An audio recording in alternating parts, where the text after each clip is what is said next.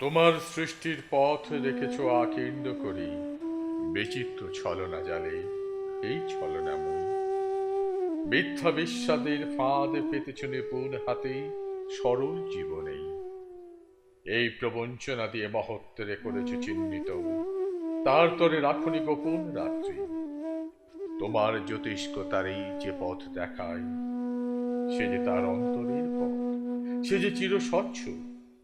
সহজ বিশ্বাস এসে যে করে তারে চির সমুজ্জ্বল। বাহিরে কুটিল হোক, অন্তরে সে যে ঋজু, এই নিয়ে তাহার গৌরব।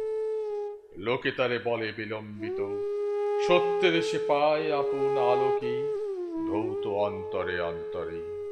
কিছুতে পারে না তারে প্রবঞ্চিতে, শেষ পুরস্কার নিয়ে যায় সে যে আপন ভাণ্ডারে।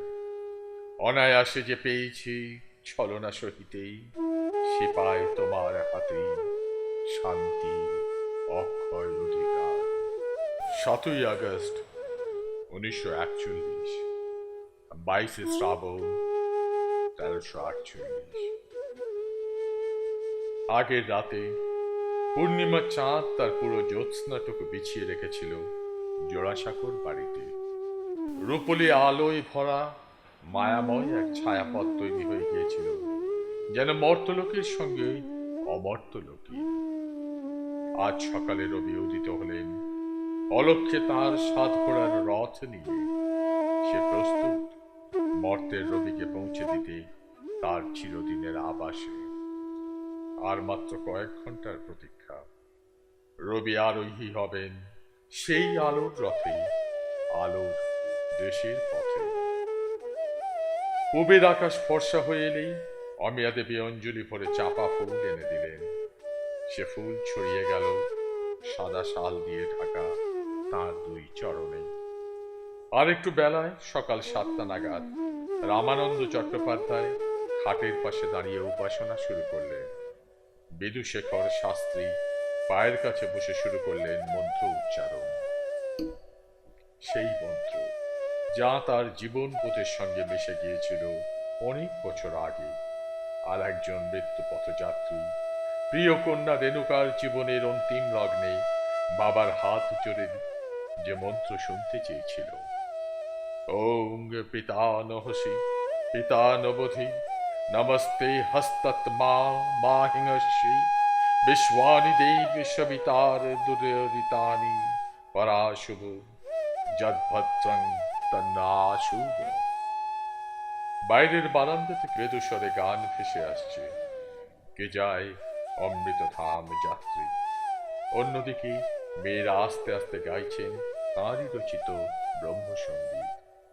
সব মিলিয়ে যেন এক আশ্চর্য মন্দিরের পরিবেশ। ঘরের মধ্যে বিছানায় শুয়ে যিনি চোখ বুজে, যার জন্য এই আয়োজন, তার রোগ তো অসুস্থতা নয়, এক জীবন থেকে অন্য জীবনে প্রবেশের মুহূর্তে শুধু এক বাঁধন কাটার প্রক্রিয়া। তিনিই তো শিখিয়ে গেছেন, তোমার আমার মিলন হবে বলে আলোয় আকাশ ভরা। তাই রাতের অন্ধকারে যেমনি যাননি, অপেক্ষা করেছেন দিনের আলোর জন্য। রবি যাবেন রবির সঙ্গে আলোর হাত ধরে, নিজেও আলো হয়ে আলোর দেশে। আমাদের কাছে হয়তো সেই সকাল রাতের চেয়েও অন্ধকার, কিন্তু তার কাছে আলোয় আলোকময় করে হে এলে আলোর আলো, আমার নয়ন হতে আধার মিলালো মিলালো। তার কাছে যেন এক আলোর উত্তরণ। তাই এই ফুল, মন্ত্র, গান, সে সবই তার সেই চলার পথের অঞ্জলি। নারীর প্রতি ক্ষীণ থেকে ক্ষীণতর পায়ের উষ্ণতা ক্রমহ্রাসমান। মন্ত্র চলছে কানের কাছে, শান্তম শিব মদ্বৈতম। গান হচ্ছে খুব আস্তে আস্তে। মন্ত্র আর গানের মিলিত ধ্বনির মধ্য দিয়ে তার যাত্রা। বেলা 12টায় সূর্য মাথার উপর। দিনের অর্ধেক যখন কেটে গেছে, তখন সত্যি এলো অন্তিম ঢাক। দুপুর 12টা 10, স্তব্ধ হল হৃদ স্পন্দন। বন্ধ হল শ্বাস। শেষ যবনিকা পড়ল মর্তে রবির যাত্রায়। মধ্যদিনে গান বন্ধ করল পাখি। চেয়েছিলেন যেন আমার গানের শেষেই থামতে পারি সমে এসে। সেই গান সমাপ্ত হল সমে এসে। মুক্তবন্ধ আত্মা যাত্রা করল অনন্তের পথে।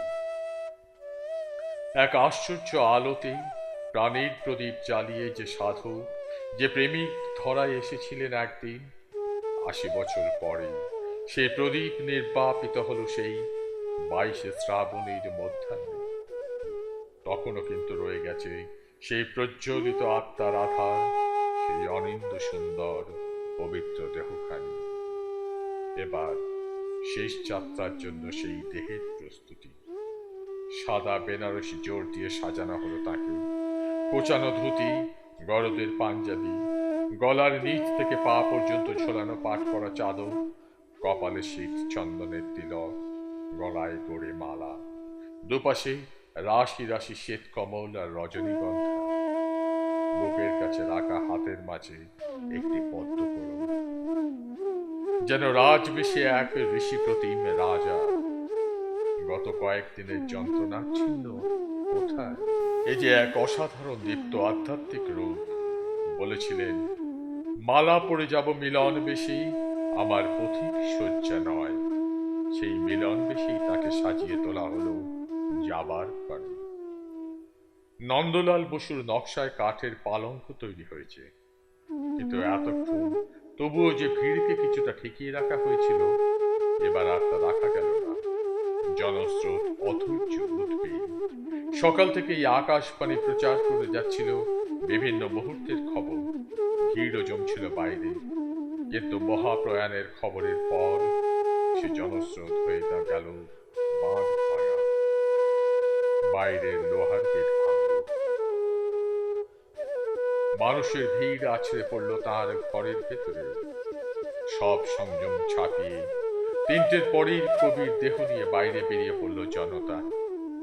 গাড়ি নয়, কাঁধে করে তাকে বহন করেই শুরু হলো লক্ষ মানুষের শৃঙ্খলহীন শোকযাত্রা। বিভিন্ন পথ করে যা গিয়ে শেষ হবে নিমতলা মহাশ্মশানে। তবে আকাশবাণী সেদিন কিন্তু এক ঐতিহাসিক ভূমিকা পালন করেছিল। যে ধারা বিবরণীর ব্যবস্থা তারা করেছিলেন বীরেন্দ্রকৃষ্ণ ভদ্রকে দিয়ে, তা হয়ে উঠেছিল সেই মুহূর্তের এক জীবন্ত ঐতিহাসিক দলিল, চিরকালের শ্রেষ্ঠ ধারাভাষ্যের অন্যতম। যারা সেদিন সেই ধারাভাষ্য শুনেছিলেন তারা অনেকেই চোখের জল সামলাতে পারেননি সেই মর্মস্পর্শী বর্ণনা শুনে। সেই সঙ্গে স্টুডিওতে ছুটে এসেছিলেন নজরুল, নিজেই আবেগমথিত কণ্ঠে শুনিয়েছিলেন তার সদ্য রচিত শ্রদ্ধার অর্ঘ্য রবিহারা, যেখানে তিনি অশ্রু ভরা কণ্ঠে উচ্চারণ করলেন সেই মর্মস্পর্শী বাক্য, আজ বাংলার লক্ষ্মী স্ত্রীর সিঁদুর মুছিয়া যায়। আর ছিলেন পঙ্কজ মল্লিক, সময়োচিত গানে তিনি ভরিয়ে তুললেন চলে যাওয়া সেই ঐতিহাসিক মুহূর্ত। আকাশবাণী যে ইতিহাস তৈরি করেছিলেন সেদিন বীরেন্দ্রকৃষ্ণ ভদ্র, নজরুল, পঙ্কজ মল্লিক আর অন্যান্যদের সহযোগিতায়, তাও কিন্তু হারিয়ে গেল চিরদিনের মতো। কারণ তার কোনো রেকর্ড রইল না, সবটাই ছিল তাৎক্ষণিক শ্রদ্ধার এক আশ্চর্য মালা গাঁথা। শোকযাত্রা এসে পৌঁছল নিমতলা শ্মশানে। বীরেন্দ্রকৃষ্ণ ভদ্রের মুখে তখন উচ্চারিত হচ্ছে, ওপারে দূরের ওই নীলাকাশে অস্তগামী সূর্য শেষ বিদায়ের ক্ষণে পশ্চিম দিগন্তে ছড়িয়ে দিল অগ্নিবর্ণ রক্তিম আভা।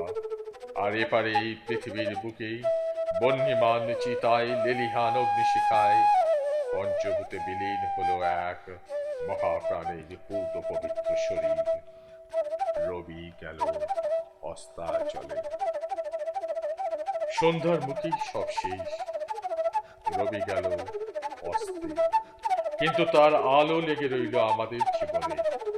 তিনি যে অনন্য এক সূর্য, যিনি চলে গেলেও তার দীপ্তি হারায় না, সব অন্ধকারের মধ্যেও জেগে থাকে এক অনন্ত আলোক বর্তিকা হয়ে, আমাদের পথ প্রদর্শক হয়ে।